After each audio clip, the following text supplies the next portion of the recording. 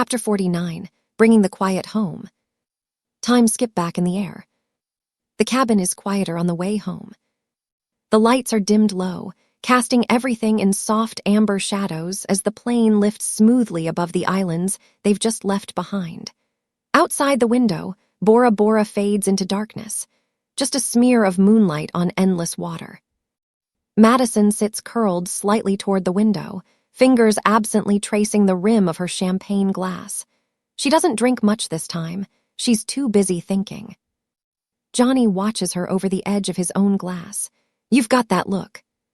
She exhales, smiling faintly. "I don't want to forget it." Johnny hums, "Yeah, same." She turns to him.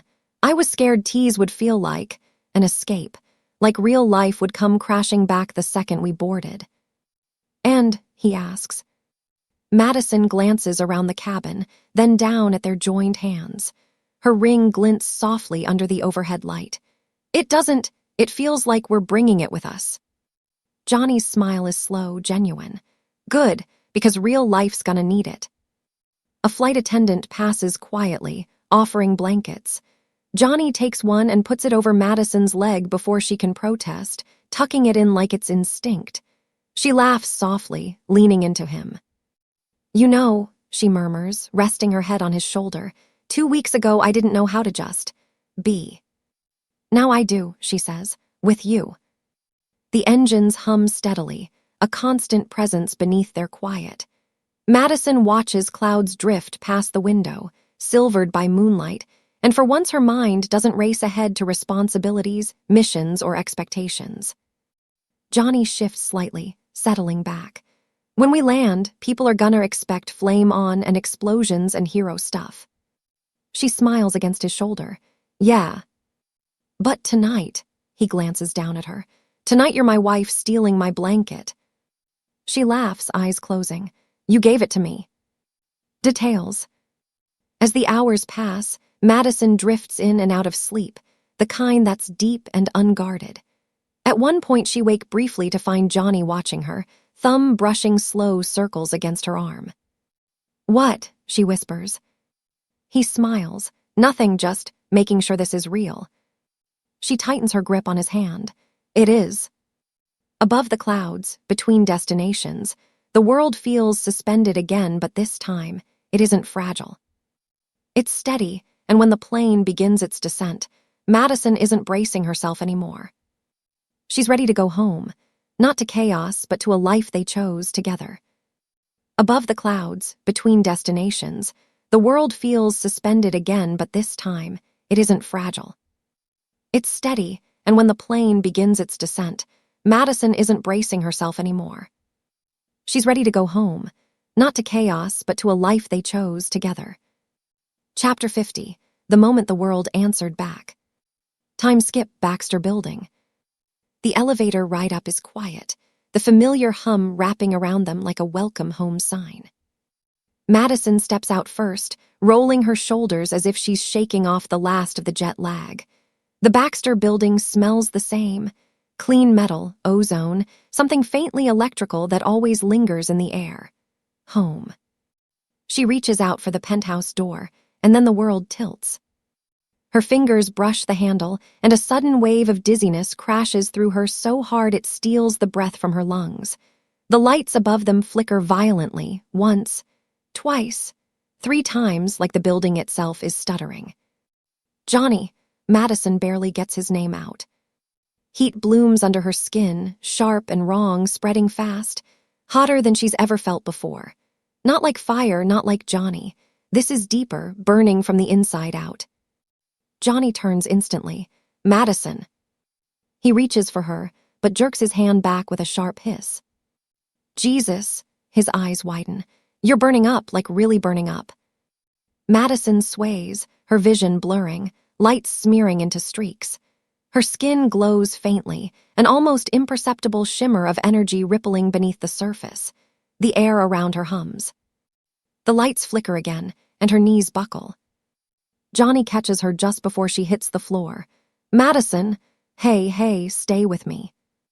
Her head lolls against his shoulder, her body frighteningly hot in his arms. heat radiating off her in waves that make his skin prickle. "Read," Johnny yells, voice echoing down the corridor. "Read now." The lab doors slide open, and Reed notices Johnny holding Madison, who is passed out. "Put her on the bed, carefully." Johnny lays her down, hands shaking despite himself. The moment Madison's body hits the mattress, another surge of heat ripples outward. The lights dim, then stabilize. Reed grabs a compact, portable scanning device from a nearby table, unfolding it with practiced speed, and he passes it slowly over her chest and temples.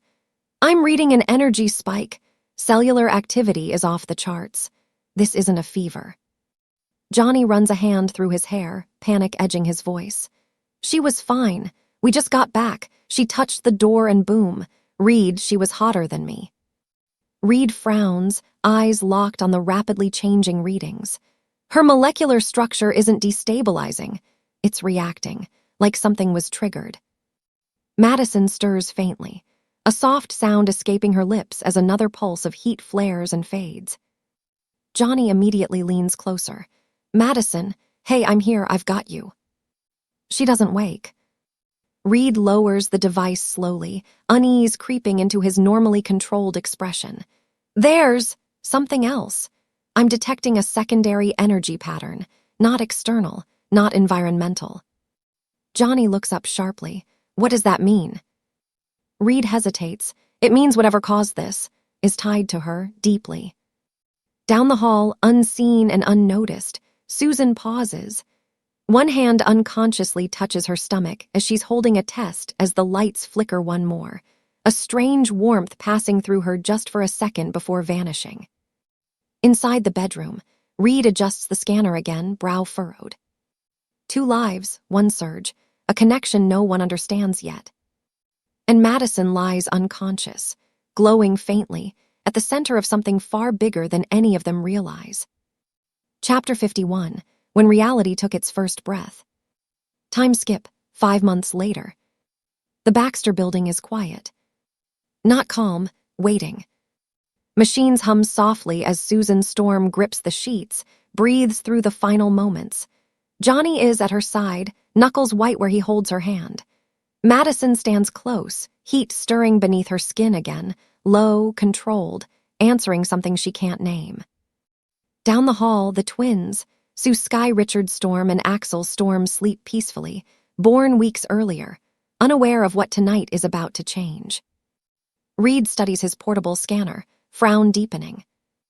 "Vitals are stable," he says, then quieter, "but I'm detecting a surge, not internal, not external.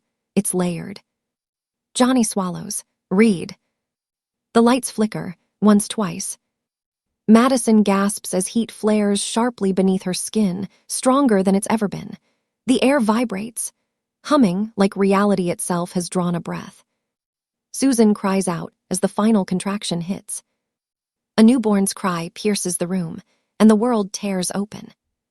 A brilliant rip splits the air above them, white and hot, threaded with cosmic blue and gold, stretching outwards, far beyond the Baxter Building, far beyond this universe.